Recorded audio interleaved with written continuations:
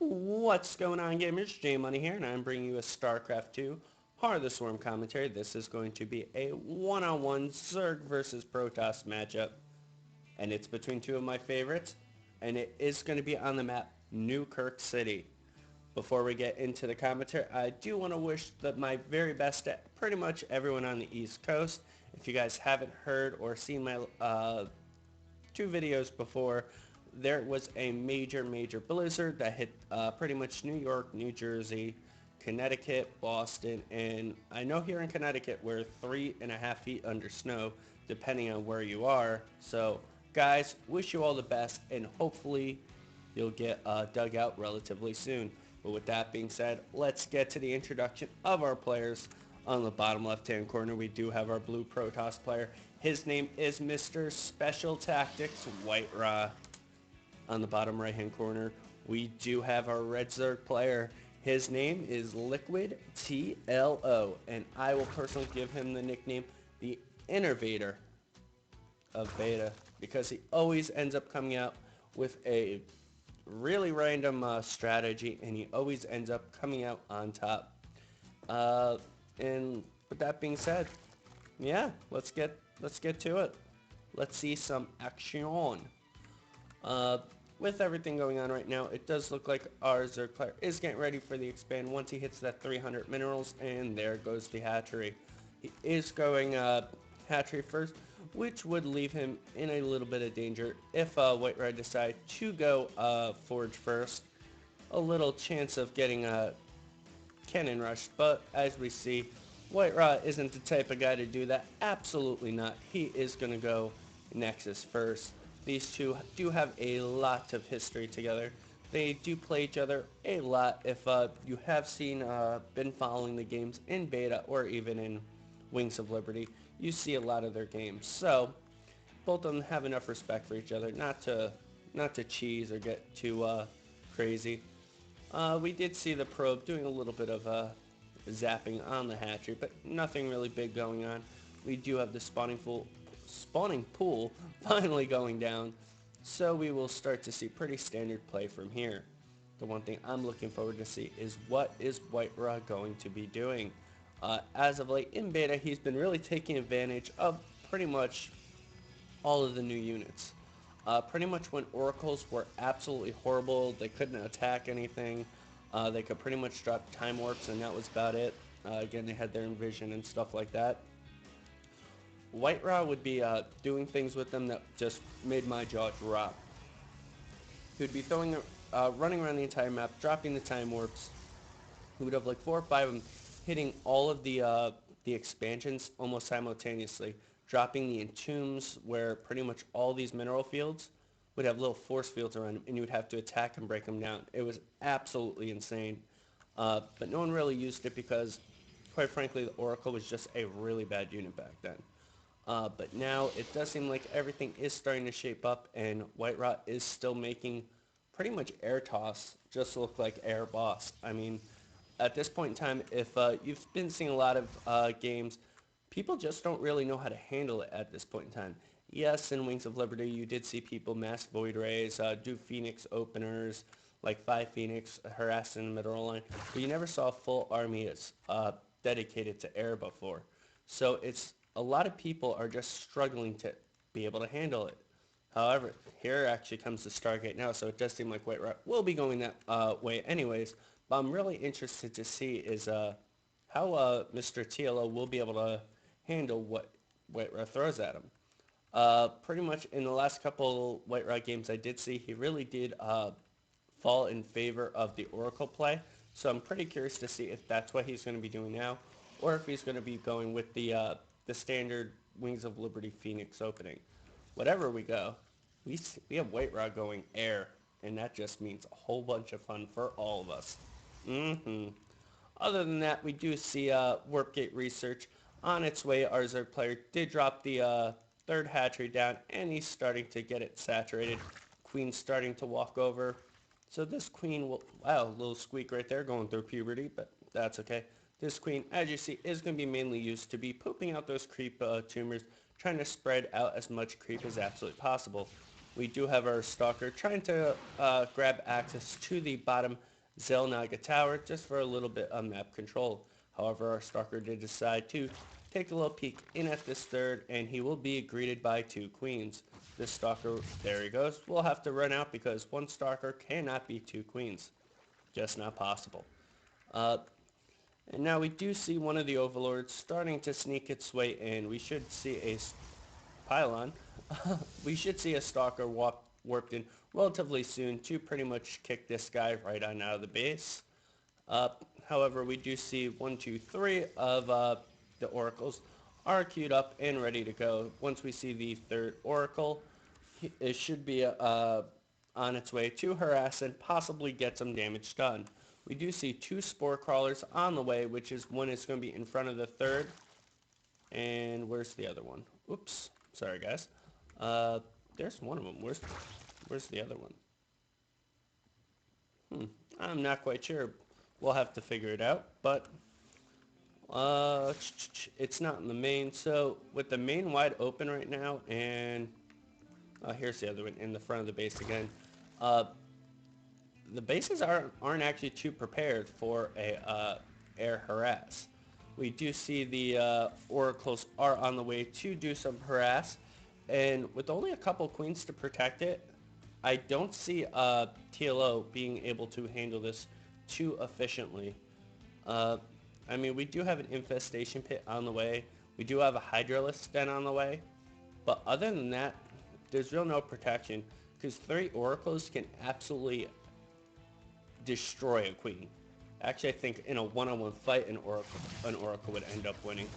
But as you see, 3 Oracles, almost instantly the queen went down. We do have a couple Hydralisks. Oh no, yep. Wait, I saw roaches. There are the Hydralisks starting to pop up as we see. Those Hydralisks, again, aren't the best unit in small numbers. An Oracle will actually eat a Hydralisk alive. Just because of their bonus damage to light. So you actually need quite a few. It's similar as in a Terran matchup. Oracle will just eat Marines left and right. So unless you have it's like a 3-to-1 or 4-to-1 ratio, it's kind of hard to take them out. However, we are moving out of Oracle play and we are going carriers. Carrier has indeed arrived. We do have a Mothership Core in the front base as well, so if any harass or attacking units do try to come in, quick photon overcharge and it's good to go. Well protected. Does look like our Protoss player is also working down the debris to get the 4th expansion. We do see the Oracles in the natural. One does go down and the other one is just a couple life points, 22 life points away from dying. So it did look like Mr. WhiteRa did decide to focus on the drone line instead of the Hydras. Let's take a quick look at the units lost. Actually not that many killed, only 3 workers killed. I mean, yes, we did have a couple of the probes pulled off the line over here and over here, so he did have some lost mining time, but overall, no real damage. He was very easily able to, wow guys, I'm sorry, apparently I can't talk today. He was very easy able to move all his probes out and just bring them to another hatchery. As again, we do see a whole bunch of the Hydralisks en route right now, pretty much pushing those Oracles away. So pretty much WhiteRa's solution to mass air from WhiteRa, we have Vipers and Hydralisk. And actually, I really like that. I'm really curious to see if he will be able to make this work, because you just yank these right into the middle of the Hydras and they will die almost instantly. So this should be very interesting to see. We do have a couple more gateways on the way. What are we up to? 3 gateways at this point in time? Not gateways. Stargates. Wow. Epic fail for J Money today. I'm telling you. I'm telling you guys, it's the snow. It's horrible. Digging, digging, and digging. Again, one of the Oracles did go down again. So, quite frankly, not too cost effective on WhiteRa's part. I mean, he is keeping the resources relatively even if we take a look at losses. Units lost, still only 3 workers done. So, it's not really a huge solution for him. However, we do have a pretty large army from our Zerg player coming in. He does need to shift these over just a little bit because he's just getting abused from these cannons on the side. And the carriers did get yanked right into the middle of the Hydralisk army. One carrier goes down almost immediately. However, does look like the Hydralisks are going down too. Two carriers do go down. We do have a fungal on the third carrier, and a third one does go down as well. We do have the one WhiteRa pretty much eating away at those roaches with his special ability, Prismatic... sorry guys, cannot talk today. Prismatic alignment, and then of course we did have the Nexus overcharged by the mothership. So pretty much beautiful hold by WhiteRa if we do take out the units lost. Our Zerg player did end up losing quite a bit more than our Protoss player. He is about, what is it, 1,200 supply behind? Not supply, resources behind. But other than that, not too bad. We do have 4 Stargates at the time being, and a couple more gateways being dropped. Probably a great idea from our Protoss player, just in case he loses this army, he will want to reinforce it almost immediately. We do have a couple more carriers out on the field, and again, he is right now single targeting all of the Hydralisks out there right now, and with those gone, this army will be pretty much just a sitting duck to our Protoss player. And it does seem like he was focusing more on the interceptors because a lot of them didn't seem to pop out. So that was one of the downfalls of our Zerg player. I think if he does just focus fire down these carriers, the Hydralisk army should be more than sufficient to take it down. And as we go, he's starting to move up with the carriers. Once he felt like they backed up enough, he's going to head back to the third base. Now, here, the nice thing about this whole matchup right now is both of these players are on the same amount of bases. I do see LiquidTLO trying to expand relatively soon just because he does not want to be kept on the same amount of bases as our Protoss player. TLO does also need to watch from engaging at this angle, just for the sheer fact that these cannons were pretty much just getting free blows in. And as we see, we do have a Templar Archives on the way, so that means High Templar with Storms. And against the army composition that TLO is going with right now, pretty much mass Hydra, those Storms are just going to eat him to friggin' alive. However, we do have a huge Hydra army coming in right now, and pretty much as soon as those interceptors come out, they die. We do have a whole bunch more of the carriers shooting out as many interceptors as they can, and pretty much the Hydra army just dies almost immediately.